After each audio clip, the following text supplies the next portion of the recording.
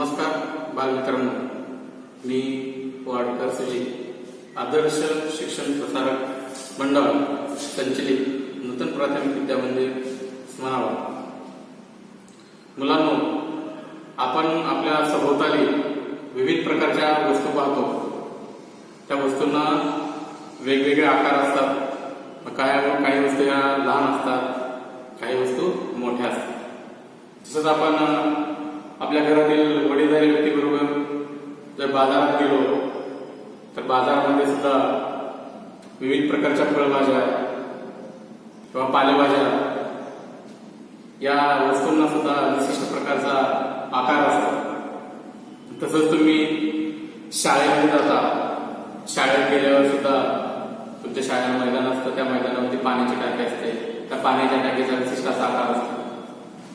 तसंच शाळेची घंटा, त्या घंटेला सुद्धा विशिष्ट प्रकारचा आकार असतो.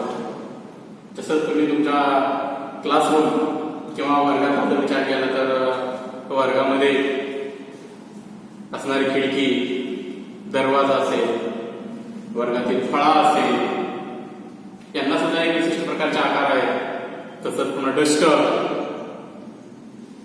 त्याच्यानंतर खडूचा बॉक्स असेल, अशा विविध प्रकारच्या वस्तूंना वेगवेगळे आकार असतात. मग तुम्ही शेतामध्ये सुद्धा जाता, तर शेतामध्ये गेल्यानंतर सुद्धा आपल्याला त्या ठिकाणी शेतात विविध प्रकारच्या फळभाज्या असतात. त्या फळभाज्यांना किंवा विविध प्रकारची फळांची झाडे असतात. मग आंब्याचं झाड म्हणजे त्याला आंबे असतात. आंब्याला सुद्धा विशिष्ट असा आकार असतो. तसंच जांभळाचं झाड असेल तर त्या ठिकाणी जांभळं, त्या जांभळांना सुद्धा विशिष्ट प्रकारचा आकार असतो. मग अशाच आकारा संबंधित आपल्याला आज एक घटक पाहायचा आहे. हा घटक म्हणजे इयत्ता दुसरी म्हणजे स्टँडर्ड सेकंड सब्जेक्ट मॅथ या घटकामध्ये किंवा गणिताच्या पुस्तकात इयत्ता दुसरीच्या पहिलाच घटक आपल्याला आकारांची ओळख करून देत आहे.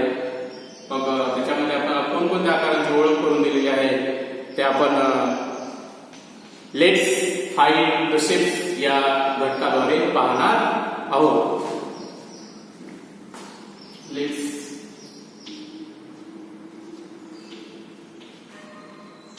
फाइंड द शेप्स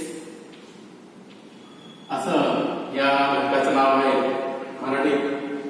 चला आकार शोधूया.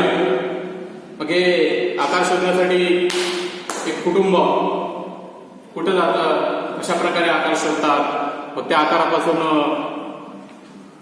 कोणकोणते भौमितिक आकार आपल्याला या घटकामध्ये सांगितलेले आहेत. मग हा घटक म्हणजे थोडक्यात कविता आहे आणि त्या कवितेद्वारे आपल्याला थोडक्यात भौमितिक आकारांची ओळख करून दिलेली आहे. मग कविता म्हटलं की ते थोडं सुरात गायन करता आलं पाहिजे. मग ते आपण थोडं पाहूयात, 2-2 ओळी सुरात गाऊयात आणि मग त्याचा थोडा थोडा अर्थ समजून घेऊन मग कोणत्या ओळीमध्ये कोणत्या वस्तूद्वारे कोणता भौमितिक आकार आपल्याला सांगितलेला आहे हे समजून घेणं आवश्यक आहे. मग कविता पाहूयात. A picnic on Sunday in farm fresh air all shaped wedges we could find there. या ठिकाणी पिकनिकसाठी म्हणजे सहलीसाठी कुटुंब रविवारी शेतातील ताज्या हवेमध्ये जातं. तिथे गेल्यानंतर ते काय करतात, wall shaped wedges we could find there. मग आपण काय करूया, विविध आकाराच्या फळभाज्या, पालेभाज्या या शेतामध्ये शोधूया असं ते कुटुंबातील व्यक्ती म्हणतात. मग त्या कुटुंबातील सदस्याबरोबर एक घरचा पाळीव प्राणी म्हणजे कुत्रा आलेला असतो. तो काय करतो का, When he dug the soil, मोत्या had found coal like carrots under the ground. मग मोत्या नावाचा कुत्रा काय करतो, त्या ठिकाणी जमीन उकरतो. मग माती निघते. त्या मातीमध्ये काय असतं, गाजर असतं. ते गाजर सापडतं कोणाला, मोत्या नावाच्या कुत्र्याला. मग त्या गाजराला सुद्धा विशिष्ट प्रकारचा काय आहे, आकार आहे. त्या ठिकाणी फळ्यावर काढून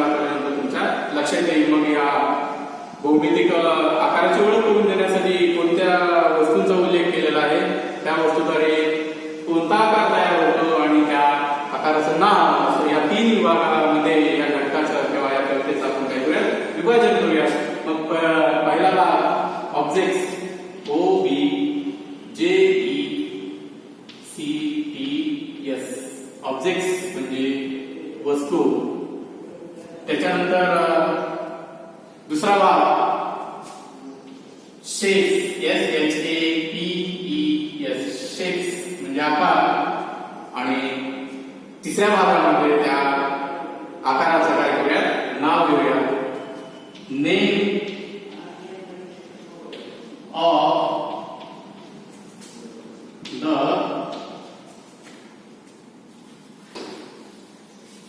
शेप्स.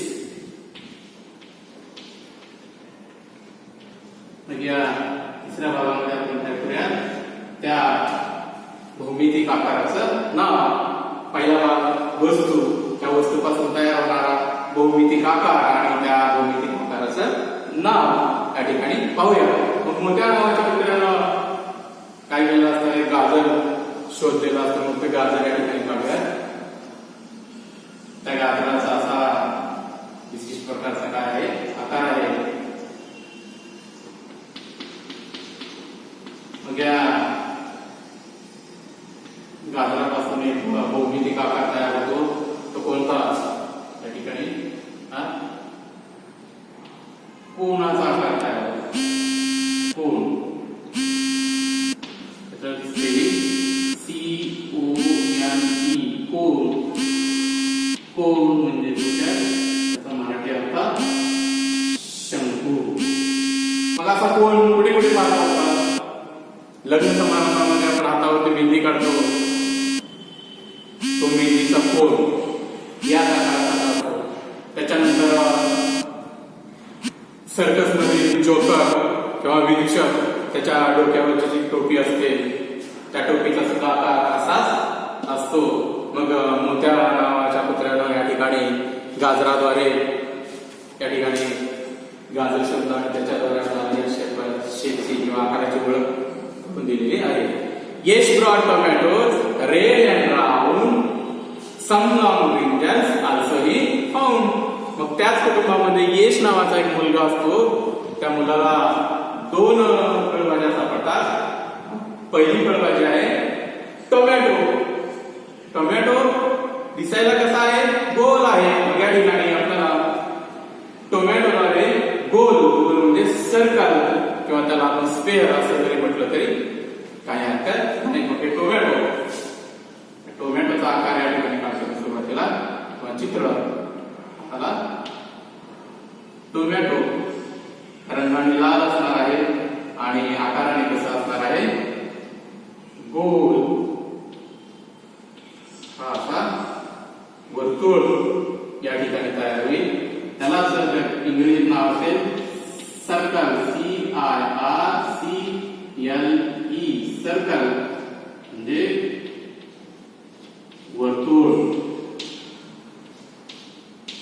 मग अशा प्रकारे यशला सापडलेल्या टोमॅटो पासूनचा हा आकार आपल्याला या ठिकाणी या कवितेत सांगितलेला आहे. त्याच्यानंतर आणखीन एक फळभाजी सापडलेली असते कोणाला यशला ते म्हणजे वांग ब्रिंजल्स. पण ते कसं आहे वांग लांबट आकाराचं आहे. वांग कसं आहे लांबट आकाराचं. या ठिकाणी वांग्याचं चित्र काढतो.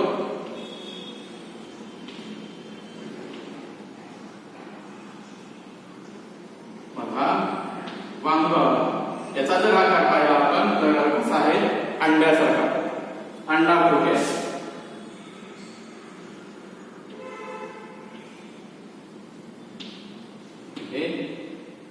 अंडाकृती शेप मध्ये ते आपण त्याची आकृती काढली. याच्यापासून सुद्धा त्या वांग्यापासून सुद्धा एक आकार आपल्याला या ठिकाणी सांगितलेला आहे. मग याला इंग्रजीतून काय म्हटलं जातं ओव्हल. OVAL oval. ओव्हल म्हणजे अंडाकृती.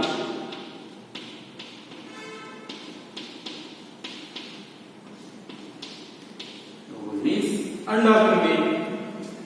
आता त्याच्यानंतर रमा नावाची मुलगी पहा काय करते. Rama got the cucumbers green and fresh. some straight cylinders, some bend at the waist. मग रमणा त्याच शेतामध्ये सहलीला गेल्यानंतर त्या ठिकाणी ककड्या शोधल्या. मग त्यातल्या काही ककड्या कशा होत्या? सम स्ट्रेट सिलिंडर्स. स्ट्रेट म्हणजे सरळ, सिलिंडर्स म्हणजे दंडगोल. मग सरळ अशा ककडी, एक सरळ अशी ककडी सापडली आणि दुसरी म्हणजे बेंड ॲट द वेस्ट म्हणजे कमरेमध्ये थोडी वाकलेली. अशा दोन प्रकारच्या ककड्या त्या रमा नावाच्या मुलीला शेतामध्ये सापडले. मग या ठिकाणी ककडीचं चित्र काढतो थोडक्यात. आपण ते ककडीचं चित्र या ठिकाणी काढूयात.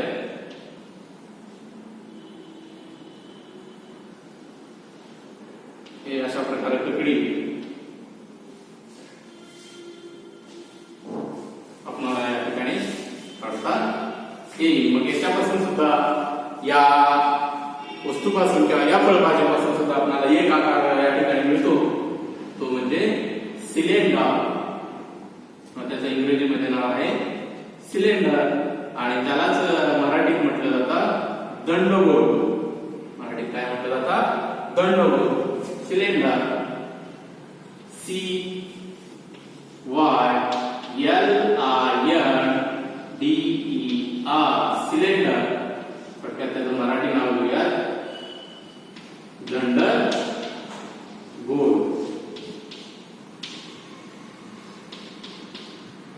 दंडगोल. मग रमा नावाच्या मुलीला ककडी सापडली. त्या ककडीद्वारे आपल्याला कोणता शेप मिळाला? या ठिकाणी सिलेंडर म्हणजे दंडगोल आकाराची एक आकृती मिळाली.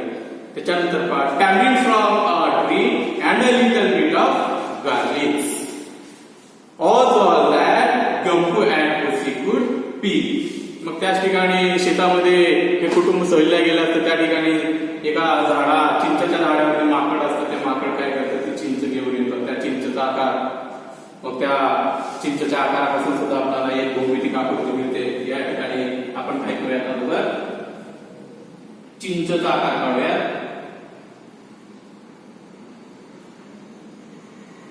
अशा प्रकारे या ठिकाणी हा चिंचेचा आकार. मग याच्यापासून सुद्धा एक भौमितिक आकृती तयार होते किंवा शेप तयार होतो. तो कोणता? या ठिकाणी शेपच्या भागामध्ये आपण काय करूयात? ती आकृती काढूया. अशा प्रकारच्या शेप या ठिकाणी चिंचेद्वारे आपल्याला मिळेल. मग त्याचं इंग्रजीमध्ये नाव असेल कर्व्ड लाईन्स. CURVEDLINES.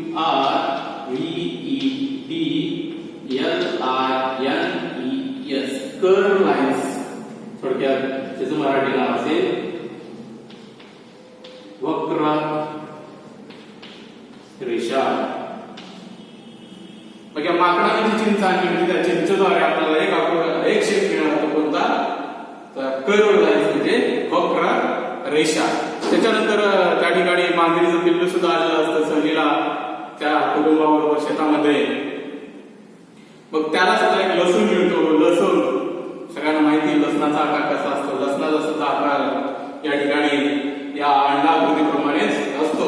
म्हणजे गोल म्हणजे अंडाकृती. आणि त्या घटकाच्या शेवटी किंवा कवितेच्या शेवटी त्या दोन ओळी पाहूया. मम्मा रोस्टेड रोटी, पप्पा कुकड वेलची, सच अ नाईस पिकनिक, कुड वी कम अगेन प्लीज. मग कुटुंबातील आई आणि वडील. आई काय बनवते? रोटी बनवते, चपाती किंवा भाकरी बनवते. मग रोटीचा आकार कसा आहे? गोल. या ठिकाणी मम्माने किंवा आईने जी बनवलेली आहे भाकरी, तिचा आकार कसा आहे? गोल. या भाकरीद्वारे सुद्धा आपल्याला, रोटीद्वारे सुद्धा या ठिकाणी वर्तुळ किंवा सर्कलची ओळख करून दिलेली आहे. आणि पप्पा म्हणजे वडिलांनी काय बनवलेले असते? पप्पा कुकड व्हेज भाजी बनवलेली असते. भाजीचा आकार मात्र कसा असणार? द्रवरूप असणार आहे. त्या द्रवरूपापासून आपल्याला कोणताही विशिष्ट प्रकारचा आकार मिळणार नाही. आणि शेवटी सहलीसाठी गेलेले जे कुटुंब असतं त्या शेतातलं आनंदाने भोजन करतं आणि शेवटी काय म्हणतात त्या कुटुंबातील सदस्य की आम्ही पुन्हा या ठिकाणी सहलीसाठी येऊ. अशा प्रकारे या छोट्याशा कवितेद्वारे आपल्याला गणित या विषयातील भौमितिक आकारांची थोडक्यात ओळख करून दिलेली आहे. मग ते भौमितिक आकार कोणते? तर या ठिकाणी 5 भौमितिक आकार 5 वस्तूद्वारे 5 भौमितिक आकारांची ओळख आपल्याला या कवितेमध्ये थोडक्यात करून दिलेली आहे. आणखी एकदा पाहूया की पहिली वस्तू कोणती? गाजर.